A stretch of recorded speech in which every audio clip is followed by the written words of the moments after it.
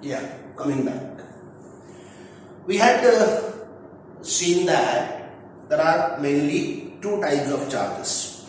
That was our very first discussion. There are only two types of charges, and these two charges are a positive charge and a negative charge. Now, when a body is rubbed due to electrostatic induction or by electrofrictional electricity, which we have discussed in our very first lecture, what happens? There is charging by rubbing. Suppose a glass rod is rubbed with a wooden cloth, a glass rod is rubbed with a silk cloth. What happens? There is a charge acquired on both of them. Now, when you have rubbed it, now how can you detect, how can you find out whether this particle has been charged or not? Suppose a plastic rod, is it charged or not? Suppose a glass rod, is it charged or not? So this can be found out by using a very small instrument, a very it's an instrument called a gold leaf electroscope. See, gold leaf electroscope is a device that is used for detecting the electric charges. A basics to this gold leaf electroscope you have studied in 8th standard. 8th standard, there is an activity when it is said how can you make a gold leaf electroscope at home, and that's a very simple one which we can make. Instead of gold leaf, an electroscope, how we can make an electroscope, there they explains by using an aluminium foil and all those things you have studied in 8th standard. I'm not going into all those things. But now here, what is a gold leaf electroscope? So a gold leaf electroscope,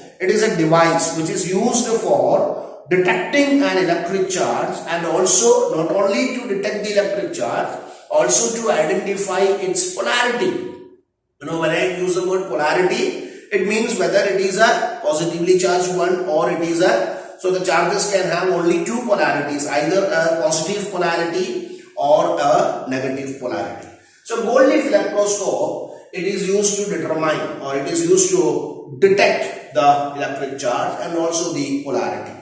Now, when you study about an electroscope, see, I have made a diagram over here which shows a typical diagram of an electroscope. So an electroscope, it consists of a vertical rod. See, in between you can find that. See, here there is a vertical rod. Here we have used a brass rod. A vertical rod is there, and this is a rubber cork. This you have taken a glass bottle, and the glass bottle is sealed by using a rubber cork, and a hole is drilled in between the cork. So a brass rod is being passed through this drill. Fine. So this is a rubber cork, and into this, what is happening? A glass rod is being passed into it, and on the top there is a brass disc. See, whatever charge we are supposed to detect, we will be bringing it on this top and we will be trying.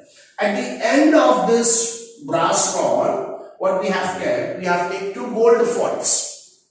Two gold foils are being taken. See, why we are taking a gold foil? Because the number of atoms, the atomic number of this particular metal is high. So that is why we are using a gold foil, and gold, it can be made as thin as it is possible. That is the most, it's very ductile, that all we have studied in 8th standard. Now, this is kept inside a glass jar. Why it is kept inside a glass jar? And it is completely sealed, so that there is no influence of any other charges from the surrounding. Nothing from the surrounding is being influencing it. So that is why it is kept inside a glass jar. Now suppose you want to detect whether a glass rod, after rubbing with silk, whether this glass rod has acquired a charge or not. See, in the initial state, when there is no charges being there, the gold foil, both the leaves of the gold foil will be closer to one another. So you can say that, suppose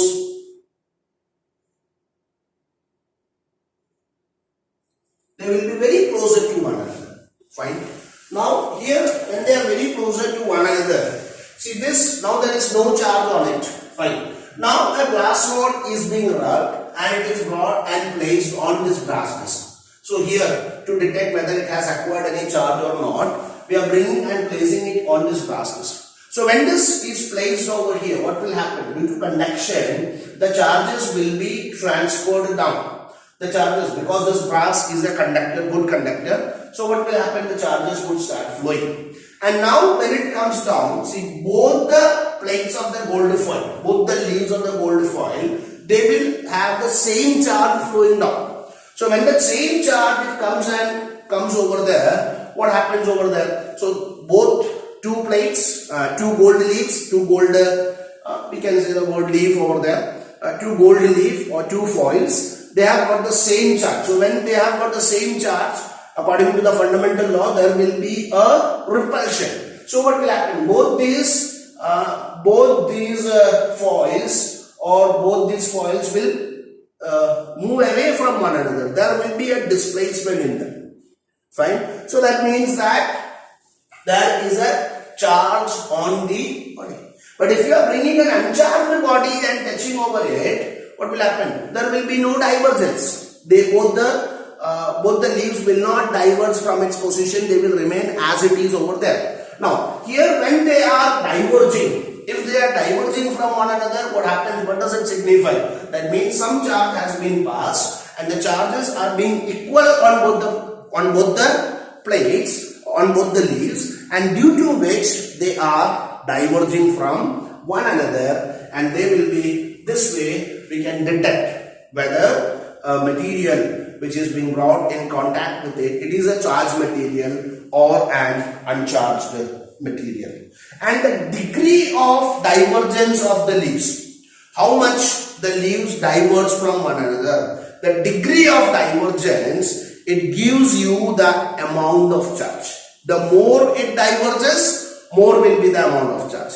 The less it diverges, less will be the amount of charge. So the degree of divergence of the leaves, it gives you the amount of charge that is being accumulated on these leaves.